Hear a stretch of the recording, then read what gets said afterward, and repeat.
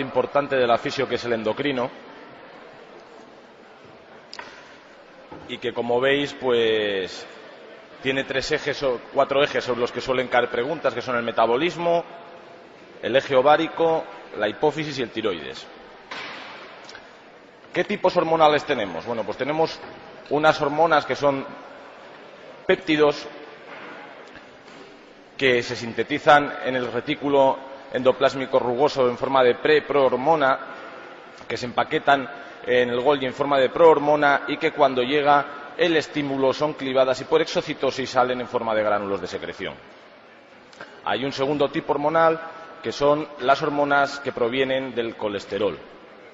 Estas hormonas, cuando llega el estímulo, se procesan enzimáticamente y salen por difusión pasiva al exterior porque son liposolubles. Y por último están las hormonas derivadas del aminoácido tirosina, que suelen ser empaquetadas en forma de gránulos de secreción y que se almacenan en la propia glándula para subvenir las necesidades fisiológicas de las semanas siguientes. ¿Qué mecanismos de acción tenemos? Pues las hormonas peptídicas, igual que los transmisores, como veíamos ayer, tienen un receptor de membrana que funciona a partir de segundos mensajeros que lo que hacen es regular enzimáticamente la función celular. Las hormonas tiroideas, como son también liposolubles, lo que hacen es pasar la membrana y tienen un receptor intranuclear. Y las hormonas esteroideas y la vitamina D, que al final es otra hormona esteroidea, también pasan la membrana por difusión pasiva porque son liposolubles, tienen un receptor intracitoplasmático que lo que hace es llegar al núcleo y actuar haciendo modificación génica. Lo que modifican es la transcripción. ¿Cómo se regula el sistema endocrino? Pues el principal sistema de regulación es una regulación de tipo feedback, de retroalimentación. Entonces, cuando una hormona es secretada, la propia hormona o los efectos de dicha hormona lo que hacen es ejercer un feedback negativo sobre la glándula, que lo que hace es secretar menos hormona. Hay un segundo tipo de regulación, que es la disminución de los receptores en el órgano diana. Los mecanismos de retroalimentación utilizados frecuentemente por los grandes sistemas de control de la homeostasis nervioso endocrino son negativos en la mayoría de los casos. Solo hay una excepción, que es la acción de los estrógenos sobre el eje hipofisario central durante el ciclo ovárico inicial. ¿Cuál es el gran regulador? Pues el gran regulador es el hipotálamo. Y el hipotálamo lo que hace es recibir información de todos los sensores orgánicos para intentar adecuar el funcionamiento del organismo con respecto a la situación que tenemos en el exterior. Tenemos la hipófisis tiene 2 partes, una hipófisis que es neurohipófisis, en la cual se secretan 2 hormonas, que son la vasopresina y la oxitocina, y la otra que es la adenohipófisis, que secreta pues las hormonas reguladoras de los diferentes ejes hormonales. Tanto la vasopresina la vamos a ver luego en el riñón y solo vamos a explicar un poquito luego de la oxitocina en cuanto a las hormonas neurohipofisarias. Respecto a la adenohipófisis, la mayor parte de las células son células secretoras de GH, excepto en la lactancia, en la cual casi 3/4 partes de las células van a ser secretoras de prolactina. ¿Qué funciones tiene la oxitocina? Pues la oxitocina es una de las hormonas del embarazo y se encarga de contraer el útero grávido, se encarga de un reflejo que tiene un brazo inicial neurológico, pero cuyo brazo final efector es de tipo endocrino, que es el reflejo de emisión de la leche tras la succión por estimulación del pezón, y luego tiene efectos también a nivel del sistema nervioso central, que hace que se olviden determinados patrones de conducta y promueve la secreción de prolactina y ACTH. Como veíamos, la hormona que más células tenía en la adenohipófisis era la GH, las células secretoras de somatotropina. ¿Y cómo funciona? Pues la GH es producida por la adenohipófisis, llega al hígado donde se produce la IGF-1 o somatomedina C, y esta es la que al final tiene los efectos sobre los órganos diana. ¿Cómo se regula? Pues se regula mediante 2 hormonas hipotalámicas, la GHRH, que es la hormona que le dice que sí, y la hormona borde que dice a todo que no, que es la somatostatina. ¿Qué situaciones hacen que se secrete GHRH? Pues la fase de sueño profundo, el ejercicio y el estrés. Recordar también que los dopaminérgicos estimulan la secreción de GH en personas normales, pero la inhiben en acromegálicos. Y que, básicamente, el principal regulador de la secreción de GH es el estado proteico de los tejidos. ¿Qué acciones tiene la GH? Sobre todo, veíamos que mediadas por la IGF-1, por la somatomedina C. En el hueso incrementa la síntesis de proteínas, incrementa la mitosis de células osteogénicas y estimula los osteoblastos del periósteo y del endostio.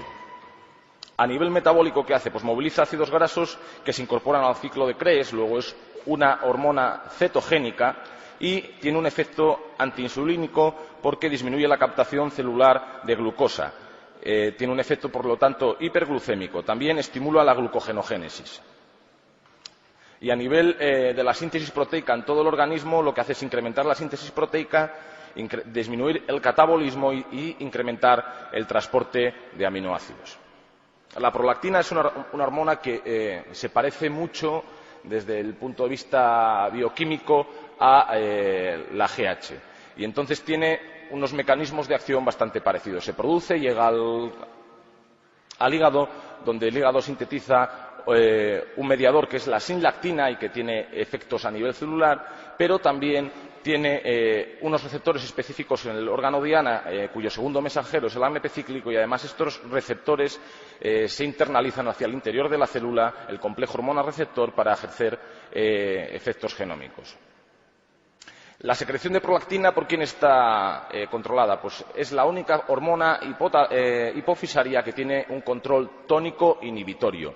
Hay un factor, que es el PIF, que se cree relacionado con la dopamina y que se encarga tónicamente de inhibir la secreción de prolactina.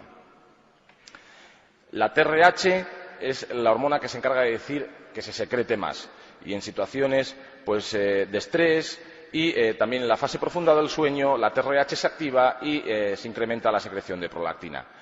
Otros mecanismos que incrementan la secreción de prolactina es la GHRH, como decíamos antes, la prolactina y la GH se parecen bastante, el BIP, los opiáceos, la histamina, la serotonina, la angiotensina 2, la oxitocina y las situaciones de hipoglucemia. Recordar que el BIP estimula la liberación de prolactina y que, como decíamos, que esta era la única hormona que está tónicamente inhibida. Cuando hay una sección de tallo hipofisario, lo que va a ocurrir es que todas las hormonas hipofisarias van a estar disminuidas, excepto una que va a estar aumentada. ¿Y cuál es? La que ha perdido el control tónico inhibitorio, que es la prolactina.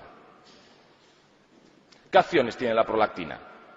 Pues la prolactina, que es la hormona de la lactación, se encarga de evitar que mientras se está lactando un niño, pues la mujer se pueda volver a quedar embarazada. Luego tiene un efecto de bloqueo gonadal. ¿De qué manera? Pues disminuye la síntesis del LHRH, disminuye los receptores de LH a nivel ovárico y disminuye la acción de la 5-alfa reductasa. También interviene en el desarrollo mamario en conjunción con los estrógenos, la progesterona, el cortisol y otras hormonas, y a nivel de la lactación regula el equilibrio hidrocalórico de la leche y recluta células plasmáticas secretoras de IgA hacia la mama. Bloquea también la síntesis de GH, TSH y de ACTH. Recordar que los niveles de prolactina aumentan de forma progresiva durante el embarazo para iniciar la lactación tras el parto, y que durante el embarazo la actividad de la prolactina se encuentra bloqueada por los altos niveles de estrógenos circulantes. La otra hormona importante es la proopiomelanocortina, que es una hormona hipofisaria muy grande y que cuando se necesita lo que va a hacer es clivarse en diferentes trozos más pequeños que son hormonas funcionantes, de los cuales la más importante es la CTH, que es la que se encarga del trofismo de la suprarrenal. Otras hormonas son la lipotropina, que en teoría se encarga de la redistribución de grasa corporal, la hormona melanostimulante, que redistribuye la melanina cutánea, y las endorfinas, que se encargan del control del dolor y del bienestar. Eje importante, el tiroides. Y las hormonas tiroideas tienen una característica, y es que tienen átomos de yodo en su interior, y el yodo es un elemento muy importante para el organismo y el organismo lo que se encarga es de mantenerlo siempre en unos niveles adecuados dentro de la glándula tiroidea. Entonces, tenemos una bomba que se encarga de extraer hasta una quinta parte del yodo circulante en la circulación y de concentrarlo entre 50 y 250 veces dentro de la glándula tiroidea, del folículo tiroideo. Esta bomba está inhibida por percloratos, sulfocianatos y nitritos. Una vez que el yodo está en el interior, lo que hay que hacer es oxidarlo, y eso es lo que se consigue por una peroxidasa, y más tarde incorporarlo a los residuos de tirosina que hay en la tiroglobulina mediante un proceso de organificación que lo hace una iodasa. Con esto se consiguen residuos de monoyodotironina y diyodotironina, y por un proceso de acoplamiento entre dos residuos de monoyodotironina o diyodotironina vamos a conseguir T3 triyodotironina o T4 tetrayodotironina. Se requiere aproximadamente 1 miligramo semanal de yodo para el funcionamiento tiroideo. ¿Qué pasa cuando nosotros modificamos el aporte de yodo? Pues cuando nosotros damos altas dosis de yodo se va a producir una inhibición de la organificación y el acoplamiento, y esto se denomina efecto Wolff-Chaikov. Sin embargo, si esas dosis de yodo las estamos administrando altas de forma crónica, podemos inducir una tirotoxicosis, podemos hacer que una glándula que se encontraba más o menos compensada empiece a funcionar de forma autónoma y induzcamos una tirotoxicosis. Ese es el efecto que se denomina de Jod-Bachelot. ¿Qué pasa cuando recibe el folículo tiroideo un estímulo, una señal? Llega la señal y lo que hace la célula tiroidea es hacer una pinocitosis del contenido del folículo tiroideo. Entonces, ese contenido se proteoliza y los residuos de T3 y de T4 pasan a la sangre por difusión pasiva porque son liposolubles. ¿Qué tanto se secreta de cada hormona? Pues aproximadamente un 94-95% se secreta de T4, mientras que un 5 o un 7% se secreta de T3. ¿Cómo se transporta? Si decíamos que era una hormona que era liposoluble, no puede viajar libre en el plasma. Luego hay una globulina, que es la globulina fijadora de hormonas tiroideas, que se encarga de transportarla en el plasma. Únicamente un 1% del total de la hormona tiroidea es libre, y que es la parte que es activa. Y la globulina fijadora de hormonas tiroideas fija 100 residuos de T4 por cada residuo de T3. ¿Qué significa esto? Que la T3, que es la hormona más potente, la hormona tiroidea más potente, va a ser la que también tenga más porcentaje de hormona libre. Cuando la TBG se satura, la prealbúmina fijadora de hormonas tiroideas y la albúmina pueden actuar como transportadores secundarios. Hay una situación en la cual nosotros podemos tener hormona tiroidea circulante total elevada o baja sin que realmente exista una tirotoxicosis, un hipertiroidismo o un hipotiroidismo. ¿Y esto es por qué? Pues porque tengamos altos o bajos los niveles de TBG, y esto no va a influir en la cantidad de hormona libre que vamos a tener, que al final es la funcionante. Entonces, ¿qué situaciones incrementan la TBG circulante? Pues lo incrementan los estrógenos, las hepatopatías agudas. ¿Y por qué? Porque como la TBG es una proteína de síntesis hepática, cuando hay una hepatopatía aguda y una citolisis hepática, las proteínas salen de repente y se van a incrementar los niveles de las proteínas de síntesis hepáticas en el plasma. También incrementan la TBG, la cirrosis biliar y determinados fármacos como el clofibrato y el tamoxifeno. ¿Cuáles disminuyen la TBG? Pues disminuyen la TBG los andrógenos, los glucocorticoides, las hepatopatías crónicas. ¿Por qué? Porque si tenemos una hepatopatía crónica, el hígado no está funcionando bien y no está sintetizando proteínas, cualquier causa de hipoproteinemia, como puede ser el síndrome nefrótico, y algunos fármacos como la asparraginasa. Recordar que en el síndrome nefrótico disminuyen los niveles de TBG y que los andrógenos también lo disminuyen. ¿Cómo se metabolizan las hormonas tiroideas? Pues las hormonas tiroideas llegan al hígado, donde una 5-deshiodasa lo que hace es convertirlas bien en T3 o bien en T3 inversa, que es funcionalmente inactiva. ¿Y en qué porcentaje habitualmente lo hace? Pues aproximadamente en un 50%. 50 T3, 50% T3 inversa. Sin embargo, hay situaciones en las cuales al organismo no le interesa que haya T3. La T3 es una hormona tiroidea muy potente y es una hormona tiroidea que lo que hace, como todas las hormonas tiroideas, es catabolizar, es una hormona de gasto, y entonces hay situaciones en las cuales no le interesa al organismo. Entonces, estas situaciones son los síndromes de T3 baja. ¿Cuándo puede ocurrir esto? Pues en los extremos de la vida, en los niños que todavía no tienen el hígado maduro y no está funcionando la T3, la 5-desiodasa hepática como debe de funcionar, y en los ancianos porque ya este mecanismo de desiodación lo tienen pasado de vueltas y ya tampoco les está funcionando bien. En aquellas situaciones en las cuales el organismo necesita reducción metabólica, como son la malnutrición, el ayuno, las enfermedades sistémicas y las situaciones de destrucción tisular.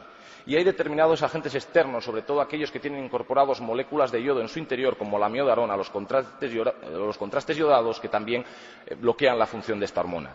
El propiltiuracilo, los beta-bloqueantes y los corticoides también hacen que la T3 circulante baje. Un paciente sin antecedentes de patología tiroidea, sin tratamiento previo, ingresa en la unidad de cuidados intensivos de un hospital en situación clínica de sepsis. Presenta una determinación sanguínea de TSH y T4 libres normales con T3 baja. El diagnóstico más probable es síndrome del eutiroideo enfermo o síndrome de la T3 baja. El eje está funcionando normalmente porque la TSH y la T4 libres son normales, pero sin embargo está desiodando más hacia T3 inversa que hacia T3. ¿Cuáles son las acciones de las hormonas tiroideas? Sobre el eje gonadal, pues tiene un efecto permisivo sobre el funcionamiento del eje gonadal. Es decir, si las hormonas tiroideas no están funcionando adecuadamente, el eje gonadal no funciona bien, aunque el resto de las hormonas estén bien. Sobre el músculo, pues incrementa la capacidad de respuesta muscular e incrementa la sensibilidad de placa motriz. Por eso los hipertiroideos tienen ese temblor fino distal. Incrementa la presión de pulso. ¿Por qué? Porque las hormonas tiroideas provocan una vasodilatación que disminuye resistencias periféricas y, por tanto, disminuye la tensión arterial diastólica. Y incrementan las propiedades electromecánicas del corazón, con lo cual el gasto cardíaco va a incrementarse, el volumen sistólico va a incrementarse y la tensión arterial sistólica se incrementa. Entonces, la presión de pulso se va a incrementar porque disminuye la diastólica y aumenta la sistólica. Sobre la actividad celular, pues lo que hacen es pasarle de vueltas al metabolismo. Le pasan de revoluciones, aprietan en el acelerador. Entonces incrementan el metabolismo basal y por esta circunstancia incrementan el consumo de oxígeno, incrementan la producción de calor, y para que todo esto se pueda conseguir necesitamos más enzimas. Entonces incrementan la síntesis de enzimas metabólicos por la célula y se incrementan las necesidades de los cofactores para estos enzimas. A nivel del sistema del aparato digestivo, lo que hacen es incrementar las secreciones e incrementar la motilidad. Sobre el sistema nervioso tiene una acción muy importante. ¿Por qué? Porque interviene en el desarrollo y mielinización del sistema nervioso central, tanto en el feto como en el neonato. Recordar que el cretinismo, que es el hipotiroidismo congénito, se produce precisamente por un déficit en esta mielinización a nivel del sistema nervioso central. Incrementa también la velocidad de procesamiento y la reactividad sináptica a nivel del sistema nervioso. A nivel metabólico, ¿qué hacen? Pues incrementan el metabolismo de glucosa y de lípidos, promueven lipólisis y promueven la eliminación biliar de colesterol y fosfolípidos. Recordar también que los hipotiroideos frecuentemente tienen una hiperlipoproteinemia, una hipercolesterolemia. Inclusive hay veces que se diagnostica un hipotiroidismo precisamente por una hipercolesterolemia no filiada. A nivel del hueso, pues incrementan el crecimiento y la maduración ósea, pero lo hacen tan rápido que acaban haciendo que se cierren las metáfisis y que el hueso deje de crecer.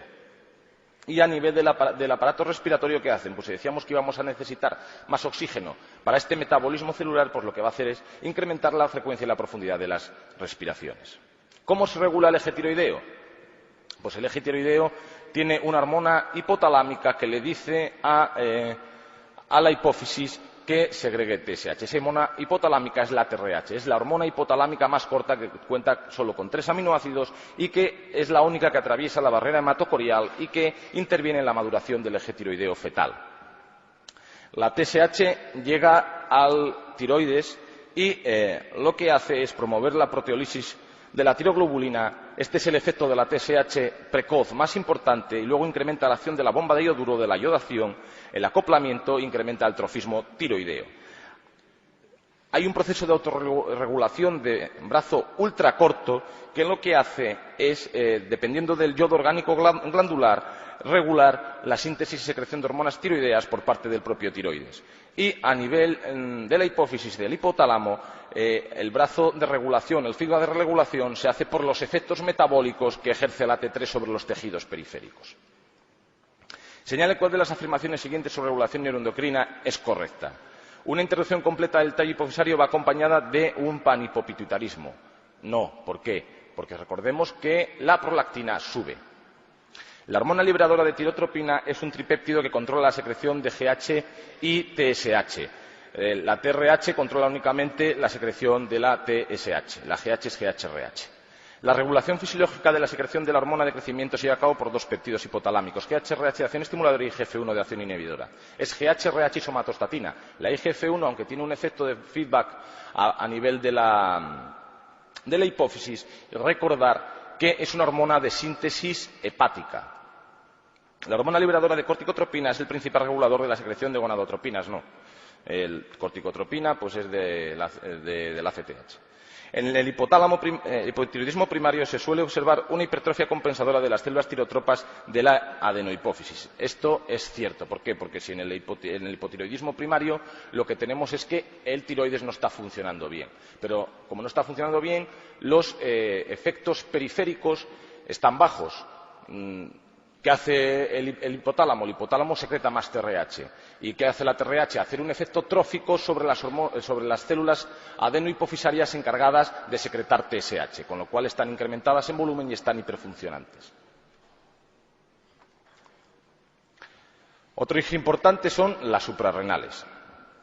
Y las suprarrenales se encargan de sintetizar tres tipos de hormonas.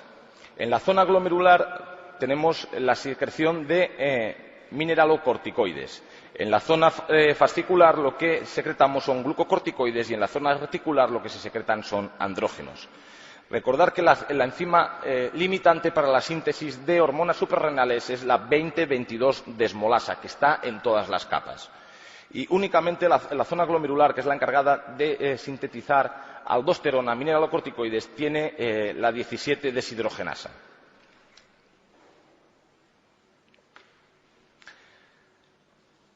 Decíamos que las hormonas suprarrenales, las hormonas esteroideas, son hormonas liposolubles y, por tanto, todas ellas van a viajar en plasma unidas a unos transportadores específicos. Todas se inactivan en el hígado por glucuroconjugación y se eliminan por bilis o por orina. Recordar que la inactivación del cortisol plasmático se realiza ¿dónde? En hígado. ¿Por qué? Porque se glucoconjuga allí. ¿Qué acciones tienen los glucocorticoides? A nivel celular, pues promueve la lipólisis, disminuye el uso celular de glucosa, disminuye el transporte de aminoácidos y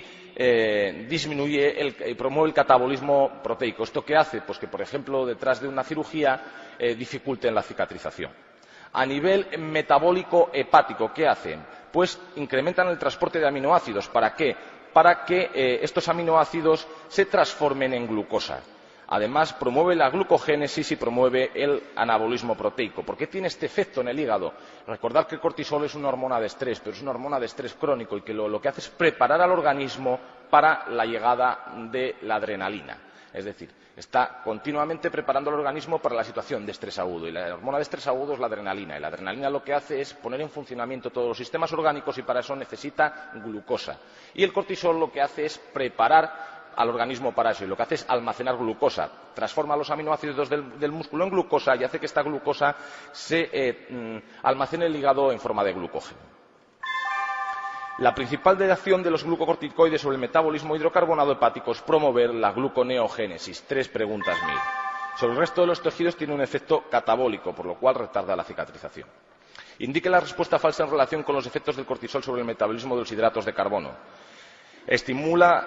Estimulación de la neoglucogénesis hepática, veíamos que sí. Estimulación de la glucogenogénesis, veíamos que sí. Moderada disminución del consumo energético de glucosa, veíamos que también. Aumenta la glucemia, también. Disminuye la secreción de insulina. Esto es falso. ¿Y por qué es falso?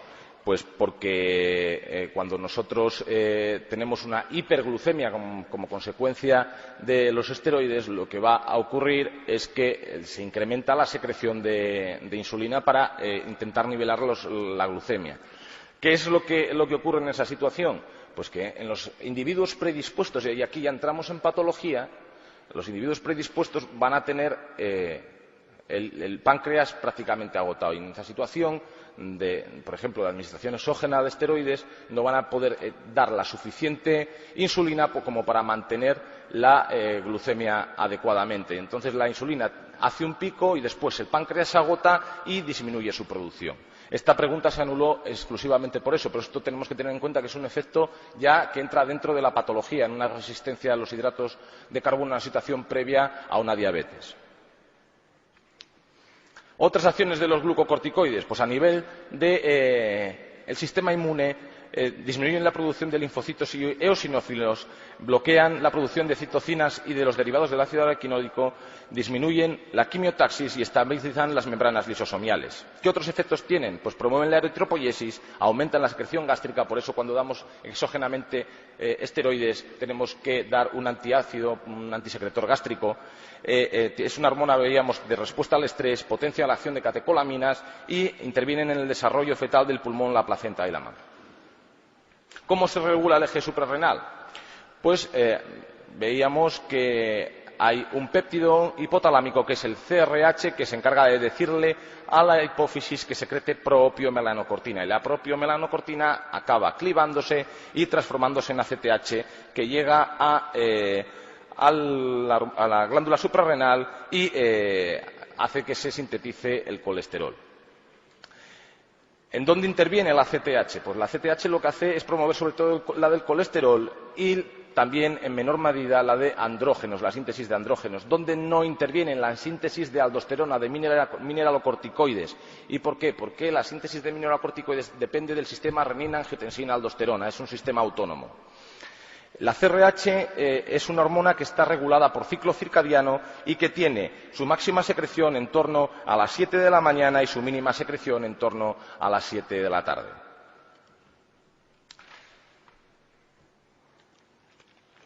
¿Vamos bien o vamos excesivamente rápidos?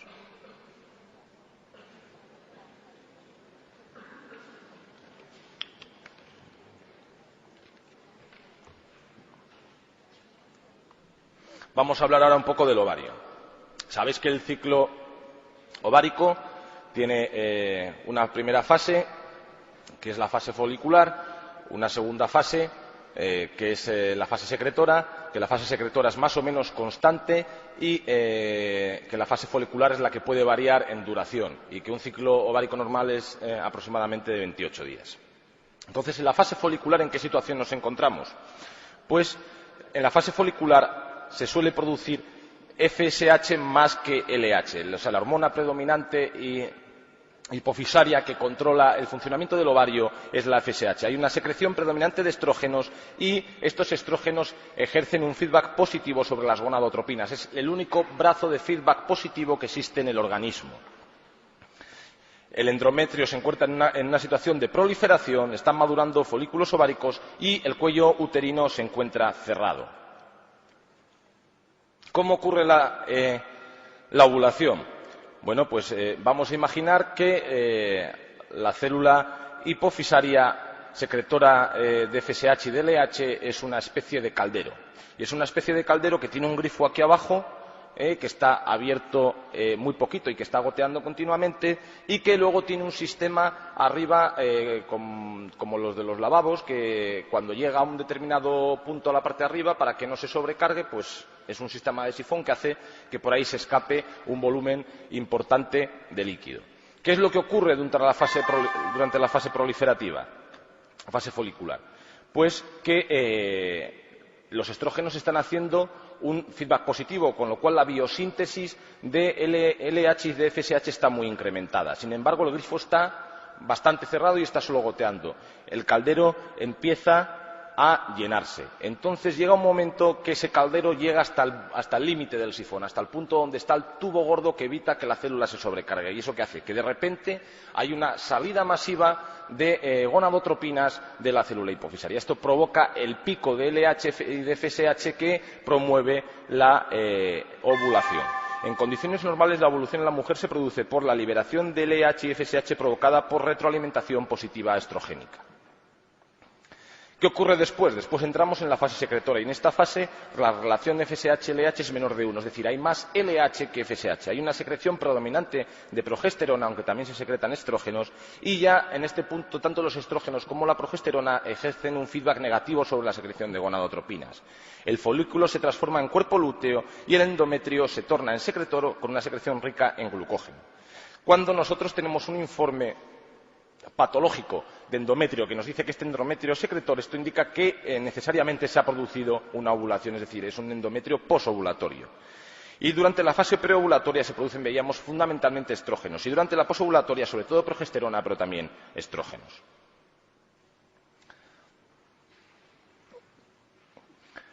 Bueno, otra hormona importante es la gonadotropina coriónica humana. ¿Qué ocurre cuando se produce una fecundación? Pues cuando se produce una fecundación, el trofoblasto empieza, el óvulo fecundado anida y el trofoblasto empieza a sintetizar HCG. ¿Y la HCG qué es lo que hace? Pues mantener el funcionamiento del cuerpo lúteo para que el cuerpo lúteo se encargue de producir los estrógenos y la progesterona. Este cuerpo lúteo es el encargado de la producción de progesterona hasta la entrada en funcionamiento de la placenta al tercer mes. Entonces, como vemos aquí en esta gráfica, lo que hace la HCG es tener un pico de aumento que es máximo en torno a la 8 semanas y que luego empieza a declinar hasta el cuarto mes. Y de ahí se mantiene a niveles estables. ¿Qué tipos de estrógenos tenemos circulantes? Pues tenemos 3 tipos de estrógenos. El más potente es el estradiol, que tiene una potencia de 10 y es el que se produce en la mujer adulta. El estriol es el catabolito predominante de los estrógenos y la estrona es el estrógeno de la menopausia, es el predominante en la mujer menopáusica. ¿Dónde se producen estos estrógenos? Pues fundamentalmente se producen en el ovario y en la placenta, aunque también los producen en el testículo, las células de Leydig y en la glándula suprarrenal se producen una pequeña cantidad de estrógenos. ¿Cómo se transportan? Veíamos que también son hormonas esteroideas y como tales hormonas esteroideas no pueden viajar libres. Existe una globulina, que es la globulina fijadora de hormonas sexuales, que se encarga de transportar los estrógenos y la testosterona. Esta globulina tiene más afinidad por la testosterona que por los estrógenos y únicamente fija un 40% de los estrógenos circulantes. Llegan al hígado, donde veíamos antes que todas las hormonas esteroideas se degradan en forma de glucoconjugación y se eliminan por bilis o por orina. Recordar, el estrógeno sintetizado por el ovario de forma más activa es el estradiol y el estrógeno predominante después de la menopausia es la estrona. ¿Cuál les queda por preguntar? El estriol. Han hecho uno, han hecho dos y el tercero puede ser la siguiente pregunta mía. ¿Qué efectos tienen los estrógenos sobre la célula? Pues incrementan el metabolismo basal y incrementan el colesterol bueno, las HDL. Sobre la piel, aumentan la vascularización y disminuyen la secreción sebácea. Por eso las mujeres tienen la piel así de finita. Sobre la mama, promueven el desarrollo del estroma mamario y hacen que se deposite grasa en la mama. Y a nivel del hueso tiene un efecto parecido al de los andrógenos. Promueven la síntesis de matriz ósea por los osteoblastos, pero ese crecimiento es tan rápido que al final acaba haciendo que se cierren las metáfisis y que cese el crecimiento. Sobre el riñón, tiene un efecto de retención hidrosalina porque se parecen bastante a los mineralocorticoides. A nivel de la fecundación es una hormona muy importante porque interviene en la capacitación de los espermatozoides. Sin unos niveles adecuados de estrógenos circulantes, los espermatozoides son incapaces de fecundar el óvulo. A nivel del aparato genital femenino, pues intervienen en la proliferación de la mucosa del útero, de la trompa y de la vagina, promueven la motilidad de la trompa, intervienen en el crecimiento y maduración genital, hacen que el moco cervical se prepare para la llegada de los espermatozoides y tienen el feedback que regula el eje ovárico. Pero también tienen efectos deleterios, y es que sobre las plaquetas tienen una actividad proagregante, incrementan la capacidad de coagulación. ¿Qué efectos hace la progesterona? Pues a nivel del aparato genital femenino hace que el miometrio crezca para hacer que el útero se prepare para la gestación, incrementa la vascularización del útero, esto está equivocado, relajan el músculo liso uterino, promueven la secreción de endometrio y trompa y disminuyen el contenido de ácido siálico en el moco cervical. El ácido siálico es un glicosaminoglicano que es muy higroscópico. ¿Y esto qué hace? Que al ser higroscópico lo que hace es captar agua. Entonces hace que el moco se fluidifique. Si nosotros disminuimos el contenido del moco cervical en ácido siálico, lo que conseguimos es que este moco contenga menos agua. Al final, este moco acaba solidificándose y formando el tapón de moco cervical para evitar que más espermatozoides pasen hacia el útero. A nivel de la mama, pues interviene el desarrollo de los alvéolos mamarios, preparándolos para la secreción láctea, incrementa la capacidad secretora de las células alveolares e incrementa el contenido de líquido intersticial, hace que haya una tumefacción mamaria. A nivel del riñón, ¿qué ocurre? Pues que la progesterona se parece también bastante a los mineralocorticoides, pero se parece menos. ¿Y qué ocurre? Pues que tiene un efecto agonista, pero es un agonista parcial y realmente se comporta como un antagonista competitivo porque lo que hace es bloquear los sitios a los que se une la aldosterona en el riñón y al final lo que hace es que haya una natriuresis. Sobre el sistema inmune, ¿qué hace? Pues si tenemos en cuenta que la mujer está gestando un feto que tiene unos determinantes antigénicos totalmente diferentes a los suyos propios y que parte de esos determinantes antigénicos pueden pasar a la circulación materna, tiene que haber un mecanismo para inmunosuprimir parcialmente a la madre. ¿Y este mecanismo cuál es? Pues la acción de la progesterona sobre el sistema inmune. Y a nivel del sistema nervioso central, ¿qué hace? Pues tiene un ligero efecto anestésico, incrementa el umbral epileptógeno, tiene un efecto termogénico y incrementa la función del centro respiratorio. Recordar que es la hormona más importante para la anidación del huevo y que estimula el desarrollo de la glándula mamaria. Como veíamos antes, durante el inicio del embarazo, la progesterona es sintetizada hasta aproximadamente el tercer-cuarto mes por el cuerpo lúteo y después del tercer-cuarto mes se sintetiza por la placenta. El feto necesita parte de la progesterona de la madre para poder conseguir su esteroidogénesis. ¿Por qué? Porque no tienen los sistemas de maduración hormonal adecuadamente desarrollados. Entonces, la esteroidogénesis fetal se hace a partir de la progesterona sintetizada en la placenta gracias al colesterol materno.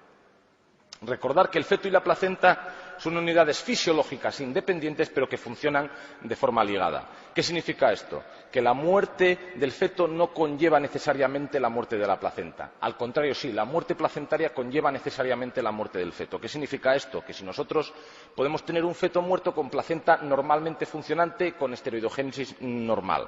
La muerte placentaria conlleva la muerte fetal, pero la muerte fetal no conlleva muerte placentaria. Es decir, tener cuidado con los niveles de progesterona y los niveles de estrógenos a la hora de decir si un feto está muerto o no, porque pueden ser normales con feto muerto.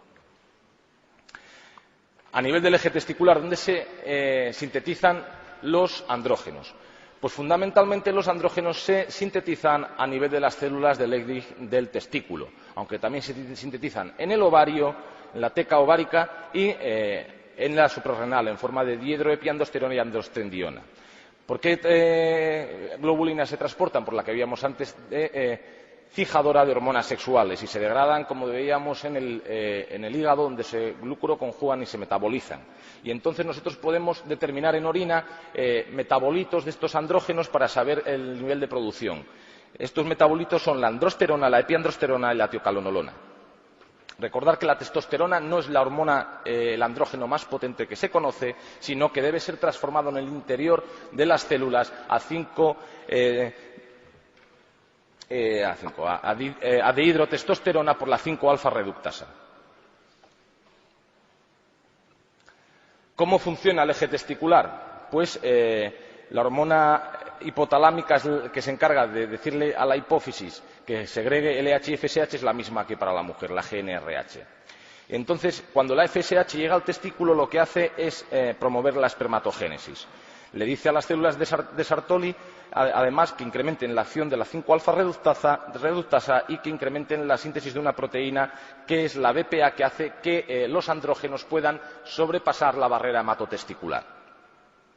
Recordar que un espermiograma normal tiene entre 35 y 250 millones de espermatozoides por mililitro y que el semen contiene gran cantidad de fructosa y de proteínas. Las células de Sertoli además producen una proteína que es la inhibina y que es la que se encarga de ejercer el efecto de feedback sobre la síntesis hipofisaria de FSH. La LH llega al testículo y le dice a las células de Leydig que sinteticen testosterona. Y esta testosterona también tiene un efecto de feedback negativo sobre la síntesis hipofisaria de LH. Efectos de la testosterona. Pues tiene un efecto anabolizante a nivel de todos los sistemas orgánicos, sobre todo a nivel muscular. Por eso hace que los hombres seamos más musculosos, generalmente. A nivel del testículo, promueve el trofismo del túbulo seminífero y hace que la acción de la FSH sobre el epitelio germinal, el epitelio espermatogénico, sea más importante, se incremente. Interviene también en la diferenciación sexual y somática interna y externa del hombre y promueve la síntesis de matriz ósea por parte de los osteoblastos. Pero ¿qué ocurre? Igual que hablábamos con la mujer, esto hace que el crecimiento sea tan rápido que las metáfisis se acaban cerrando y el crecimiento para. Como veíamos ayer en sangre, la testosterona es una hormona que es eritropoyética y incrementa la eritropoiesis, haciendo que los niveles de hemoglobina del varón sean mayores que en la mujer. Y también promueve la libido y agresividad. ¿Qué pasa con los andrógenos en la mujer? Bueno, ¿dónde se sintetizan? Pues en la suprarrenal aproximadamente se sintetizan la mayor parte de los andrógenos, que es la dehidroepiandrosterona y la androstendiona. Y en el ovario, la testosterona y la androstendiona. ¿Qué concentración tenemos? Pues de la androstendiona 1,5 microgramos por litro y de la testosterona 0,5 microgramos por litro. ¿Cuál es el andrógeno más importante? Pues si contamos que la testosterona es más potente, aunque se produzca en menor cantidad, y que encima es el intermediario necesario para la síntesis de estrógenos en la teca luteínica del ovario, el andrógeno más importante para la mujer es la testosterona. ¿Cuál es el andrógeno fundamental en la mujer? La testosterona. Y ya vamos a empezar a hablar de dieta y de metabolismo.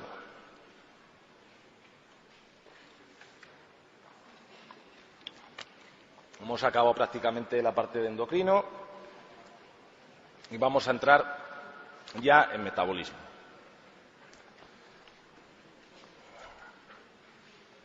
¿De qué se compone una dieta equilibrada? Pues aproximadamente de un 60% de carbohidratos, un 25% de grasas y 1 gramo por kilogramo de peso de proteínas.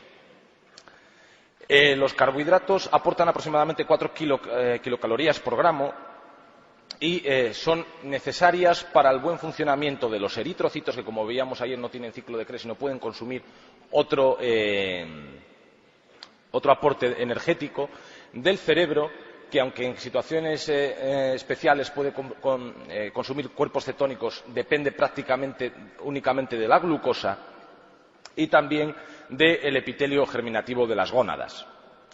En presencia de glucosa ni se consumen proteínas ni se generan cuerpos cetónicos, por eso son anticetogénicas. Decíamos que la ingesta diaria de proteínas debe ser aproximadamente 1 gramo por kilo y el valor biológico de las proteínas se mide comparándola con la albúmina del huevo. Y entonces las de mayor valor biológico son las animales, después vienen las de las legumbres, detrás las de los cereales y después las de las verduras. Las proteínas también aportan 4 kilocalorías por gramo y, en ausencia de una glucosa normal, cuando tenemos déficit de aporte de glucosa, parte de estas proteínas se pueden utilizar para obtener glucosa en el hígado gracias a la gluconeogénesis. Los ácidos grasos son las materias primas que más energía aportan. Aportan 9 kilocalorías por gramo. Y, como veíamos ayer, el músculo esquelético, tanto el cardíaco como el músculo estriado, tanto el esquelético como el cardíaco, tienen una apetencia especial por los ácidos grasos. Hay un subtipo de ácidos grasos que no puede ser generado por el organismo, que son los ácidos grasos poliinsaturados, por ejemplo, el ácido linoleico y el ácido linolénico, que están presentes en el aceite de oliva y que son esenciales para el organismo porque no los puede sintetizar. En una dieta excesivamente rica en ácidos grasos, nosotros generamos mucho acetilcoenzima A al meterlos en el ciclo de Krebs, y al final podemos saturar el ciclo de Krebs y hacer que ese acetilcoenzima A se transforme en cuerpos cetónicos, llegando a una cetogénesis. Los requerimientos de proteínas aumentan en todas las siguientes circunstancias, salvo en embarazo y lactancia. Aumentan crecimiento, aumentan recuperación de situaciones de desnutrición, aumentan ejercicio intenso, como ocurre en los culturistas. Esta se anuló por esto, la dieron como verdadera, pero realmente no lo es. No es cierto que en el ejercicio intenso en los culturistas sea necesario un incremento del aporte de proteínas. Con tener un aporte de proteínas normal es adecuado. Que sí es cierto que los requerimientos no aumentan en el síndrome nefrótico. No está demostrado que dando más proteínas en el síndrome nefrótico la evolución de ese síndrome sea mejor.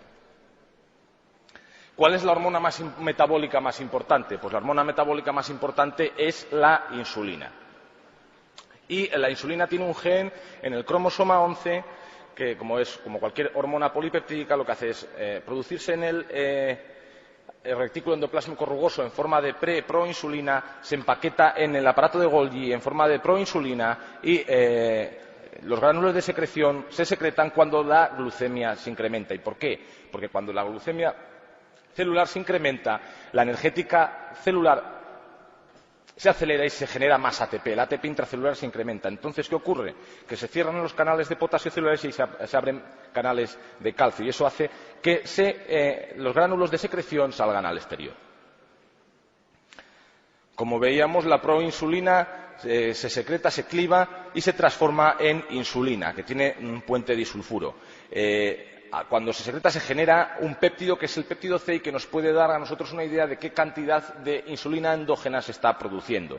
La insulina actúa a través de una tirosinquinasa que lo que hace es fosforilar determinados residuos de tirosina de proteínas celulares, alterando la función celular, y a la vez el complejo hormonal receptor se internaliza en el interior de la célula y hace acciones genómicas. El funcionamiento de la insulina es bastante parecido al de los factores de crecimiento.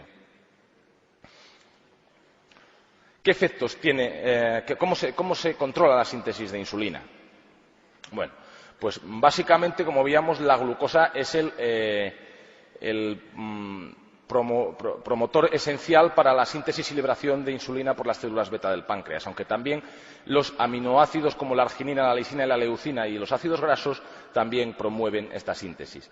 Igualmente, la presencia de glucagón, de péptido inhibidor gástrico, de colecistoquinina y de gastrina promueven la síntesis y liberación de insulina. ¿Y cuál es la que la para? La hormona borde, la que dice que no a todo, la somatostatina. Y también los alfa-adrenérgicos hacen que se pare la síntesis de insulina. ¿Cuáles son las hormonas contrainsulares fundamentales? Pues la fundamental y que todos conocemos es el glucagón.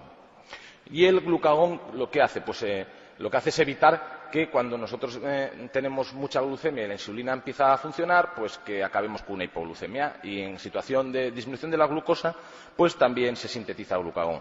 También los aminoácidos, como la arginina, la lisina y la leucina, provocan síntesis de glucagón. El ejercicio y los beta-adrenérgicos también provocan síntesis de glucagón. Por lo tanto, los beta-adrenérgicos son hiperglucemiantes. ¿Cuáles disminuyen la síntesis de glucagón? la somatostatina, decíamos la hormona borde, que le dice que no a todo, serotonina y ácidos grasos. ¿Cuáles son las acciones diferenciales de las hormonas contrainsulares? Tenemos 3 hormonas contrainsulares, veíamos que una la habíamos visto antes, es el cortisol, la que hemos visto ahora, que es el glucagón, y por último, la adrenalina. ¿Qué acción ejerce? Sobre la captación celular de glucosa, el glucagón no hace nada, mientras que la adrenalina y el cortisol promueven la captación celular de glucosa por el músculo y el cortisol además por los adipocitos. Sobre la glucosa, ¿qué acción tiene sobre la glucosa? Pues las 3 son gluconeogénicas, es decir, promueven la síntesis nueva de glucosa a partir de los aminoácidos. Además, la adrenalina es glucolítica. ¿Qué significa? Que la adrenalina lo que hace es coger toda la glucosa que encuentra para transformarla en energía. Decíamos antes que era la hormona del estrés agudo. ¿Qué acción tiene sobre el glucógeno? Pues el cortisol veíamos antes que lo que hacía era preparar para el estrés agudo, luego en el hígado es glucogenogénica, mientras que tanto el glucagón como la adrenalina son hormonas que son glucogenolíticas. ¿Qué acción tienen sobre las grasas? Pues las 3 promueven la lipólisis. Aquí tenemos la hormona borde, la somatostatina, que decíamos antes que decía que no a todo. ¿Y por qué la somatostatina le dice que no a todo? Pues le dice que no a todo para evitar una sobrecarga metabólica. Imaginaos una situación en la cual acabamos de comer y empiezan a pasar metabolitos hacia la sangre. Entonces tenemos una concentración muy importante de glucosa, de proteínas o de ácidos grasos circulante por el plasma. ¿Qué dice la somatostatina? Hace que separe la secreción de todas las hormonas insulares para que no existan cambios importantes en la osmolaridad plasmática, y le dice al aparato digestivo: párate, vete más despacio y no sigas absorbiendo, porque vas a conseguir que mi osmolaridad plasmática suba de tal manera que voy a acabar teniendo un serio problema, me voy a acabar chocando. Efectos de la insulina con respecto al glucagón. Vamos a ver cómo se comportan a nivel metabólico estas 2 hormonas si la enfrentamos una contra la otra. La glucosa. Pues la glucosa, vemos que la insulina lo que hace es incrementar el transporte, excepto en un punto. ¿Dónde? En el sistema nervioso central. ¿Y por qué? Sería totalmente nefasto para el sistema nervioso central que fuera dependiente de insulina para el transporte de glucosa a través de su célula. En esta situación todos los diabéticos estarían muertos. También promueve la glucólisis, la insulina. ¿Y por qué? Porque activa la fosfofructoquinasa y la piruvato deshidrogenasa. A través el glucagón, ¿qué hace? Pues el punto contrario, promueve la gluconeogénesis a través de la activación de la fructosa bifosfatasa. En el glucógeno, ¿qué hace? La insulina promueve la glucogénesis activando la glucógenosintasa, mientras que el glucagón lo que hace es promover la glucogenólisis activando la glucógenofosforilasa. A nivel de lípidos, pues la insulina incrementa el transporte de lípidos y promueve la lipogénesis, mientras que el glucagón lo que hace es promover la lipólisis activando la lipasa hormonodependiente. Respecto a las proteínas, ambas 2 incrementan el transporte de proteínas y aminoácidos a través de las membranas celulares, pero para cosas diferentes. La insulina promueve su transporte para uso anabólico, mientras que el glucagón promueve su transporte a nivel hepático para transformar estos aminoácidos en glucosa. Otras acciones de la insulina, pues promueve la captación celular de potasio y tiene una acción sinérgica con la GH sobre el crecimiento. Acordaros que la GH actuaba a través de la IGF. La IGF es factor insulin-like, es decir, se comportan bastante parecidas a un factor de crecimiento, la insulina. ¿Qué hace el glucagón? El glucagón es un factor que incrementa el inotropismo cardíaco, promueve secreción biliar y promueve secreción gástrica.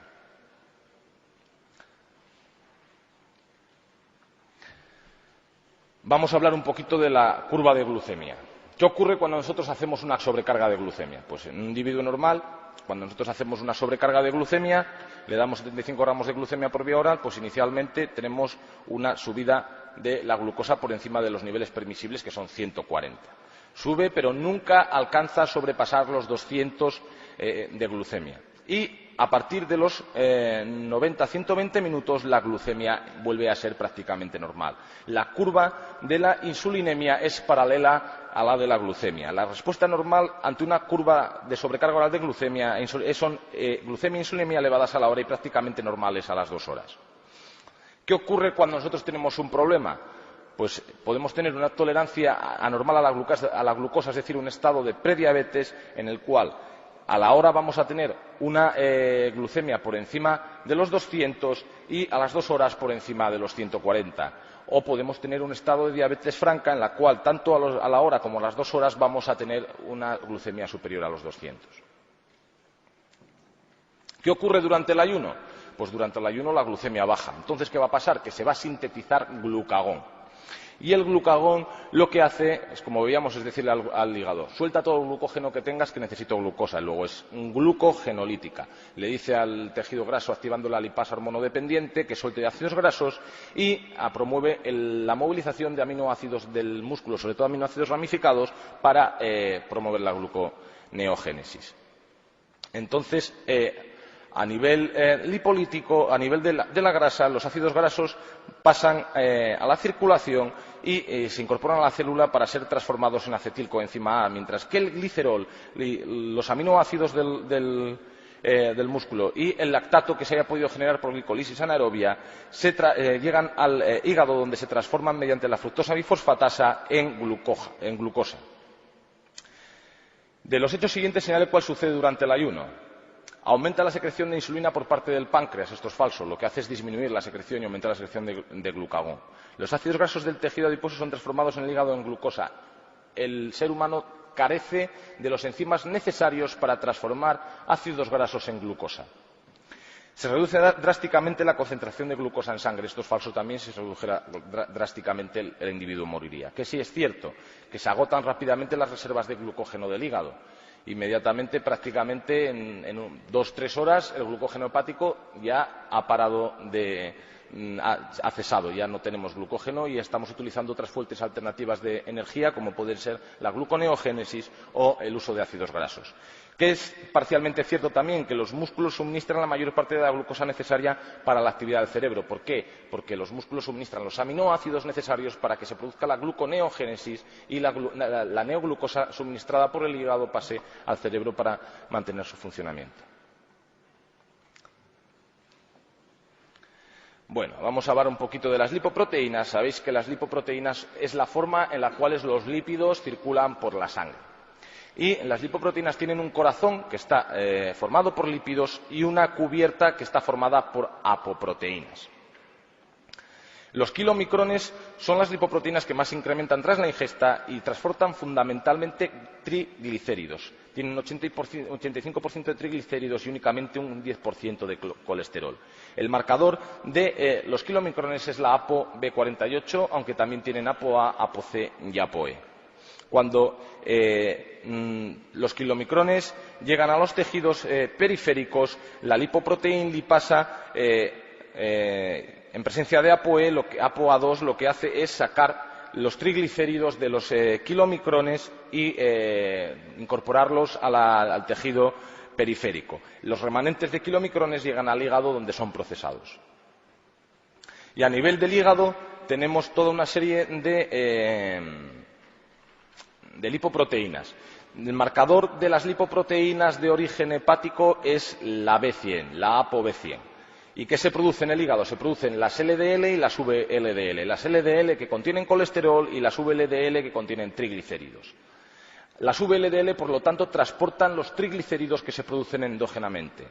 Una vez que las VLDL están en la circulación, interaccionan con las HDL mediante la proteína de transferencia de esteles de colesterol, intercambiando colesterol por triglicéridos. Y entonces se transforman en IDL. También ceden ApoC y ApoE.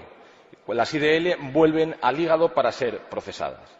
Recordar que la enzima necesaria en el tejido periférico, en el endotelio del tejido periférico, para poder sacar los triglicéridos tanto de los kilomicrones como de las VLDL es la lipoproteína lipasa. Luego tenemos otras dos lipoproteínas, unas que se encargan de llevar el colesterol a los tejidos periféricos, que son las LDL, y que, como toda lipoproteína de origen hepático, su marcador es la ApoB100, y otras que se encargan de retornar con el colesterol excedente de los tejidos hacia el hígado, que son las HDL. En relación al metabolismo de las lipoproteínas, señala cuál de las siguientes respuestas es incorrecta. La apoproteína principal de las LDL es la ApoB100. síntesis hepática. La ApoE es la mediadora de la captación de las LDL por el hígado. A nivel de cualquier lipoproteína, la ApoE es la que se encarga de unir la lipoproteína al hígado. Es decir, para que la lipoproteína pueda ser procesada por el hígado es necesaria la presencia de la ApoE, tanto para los kilomicrones como para las IDL como para las LDL.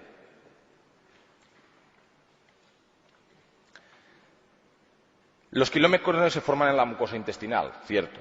La proteína de transferencia de ésteres de colesterol media el intercambio de ésteres de colesterol del HDL con triglicéridos.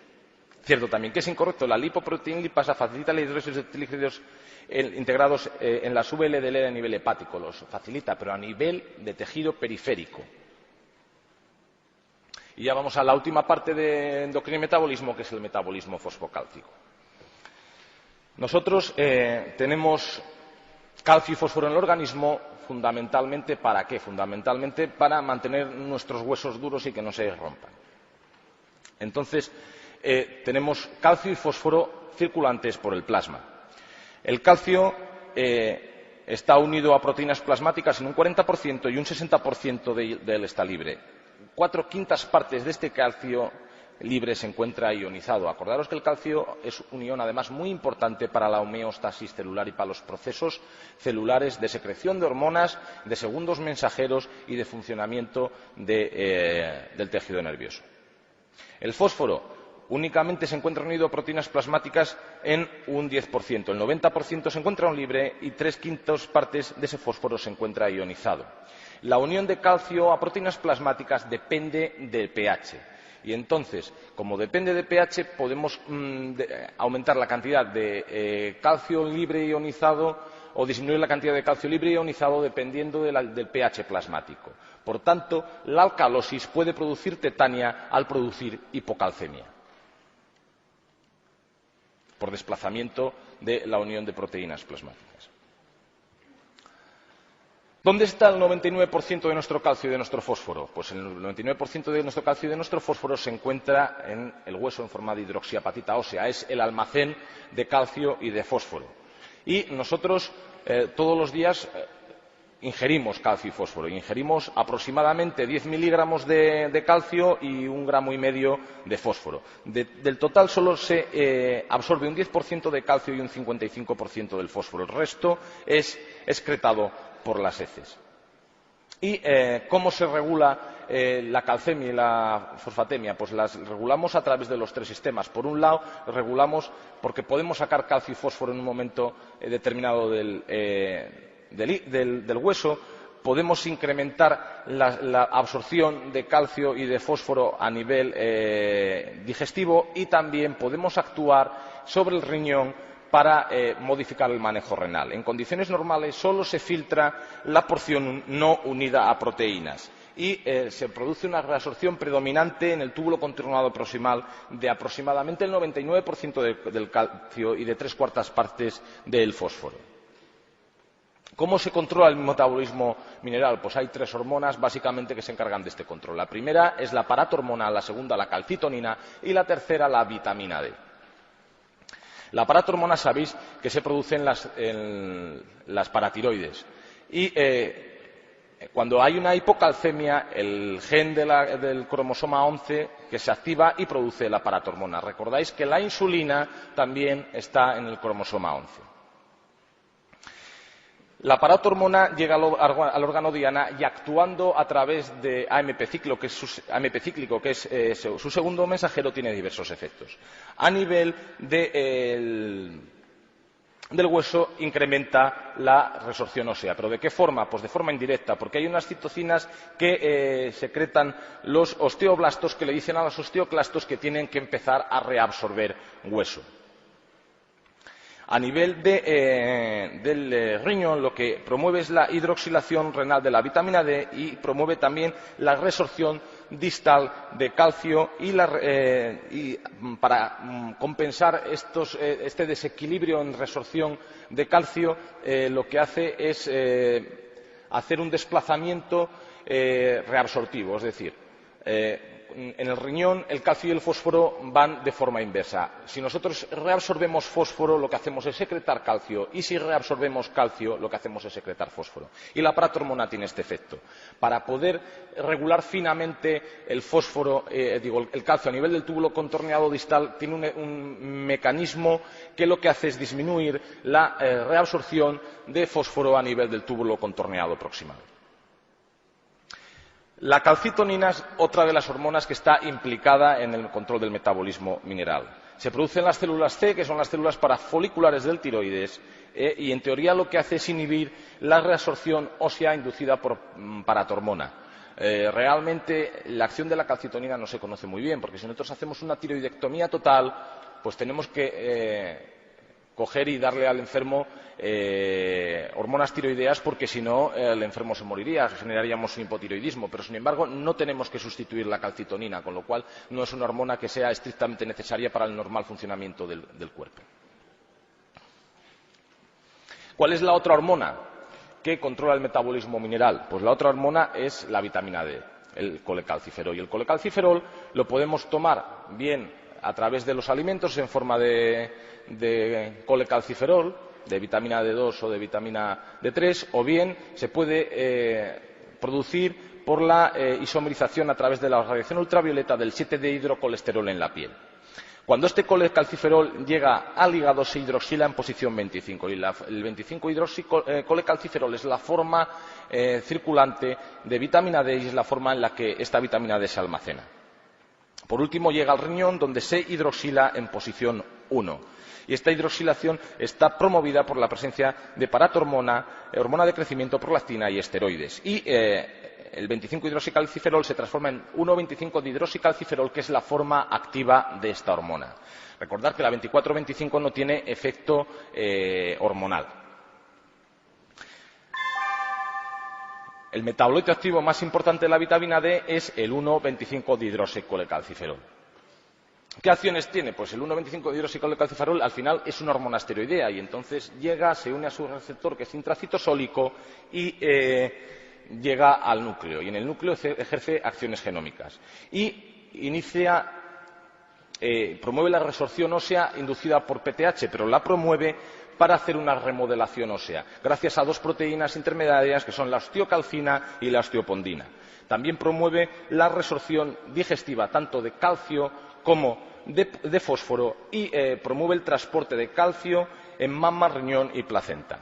¿Qué afirmación de las siguientes es correcta respecto a la vitamina D? Que aumenta la reabsorción tubular de calcio. Solo una de las siguientes afirmaciones es correcta, señálela. La asociación intestinal de calcio en un individuo sano requiere la presencia de vitamina D. En relación con el metabolismo y funciones de la vitamina D, una de las siguientes respuestas es falsa. La vitamina D ingerida por vía oral es vitamina D2 o vitamina D3, cierto. El riñón transforma la 25-hidroxivitamina D en el principio activo 1,25-hidroxivitamina D, cierto. La malabsorción de grasa puede provocar déficit de vitamina D en áreas geográficas de latitud norte durante el invierno. En áreas geográficas de latitud norte hay poco sol, durante el invierno no existe. Entonces, fotoisomerización del 7-dehidrocolesterol cutáneo a formar vitamina D, y si encima tenemos una mala absorción de grasas, que va a hacer que todas las grasas no se absorban, y al final la vitamina D es una grasa, es una hormona esteroidea, tampoco se va a absorber, pues vamos a poder tener un déficit de esta hormona. La 1,25-hidroxivitamina D estimula la calcificación ósea a través del aumento de producción de osteocalcina y osteopondina. ¿Sí? ¿Para qué? Para promover la remodelación ósea. ¿Qué es falso? Que la absorción de calcio en el intestino esté facilitada por la 24-25-hidroxivitamina D. La 24-25-hidroxivitamina D es un compuesto inactivo.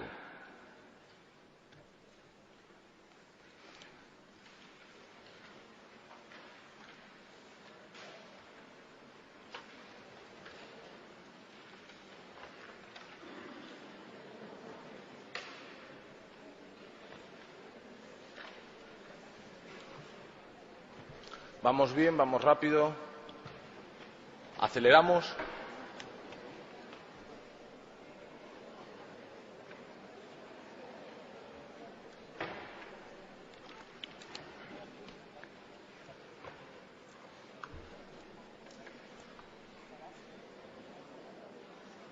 Bueno, como veis, de fisiología digestiva, de lo que suele caer es de la fisiología gástrica y de la secreción pancreatobiliar.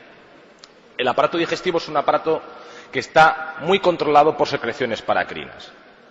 Y tenemos hormonas importantes como es la gastrina, que se produce en las células G del antro, del duodeno y del páncreas,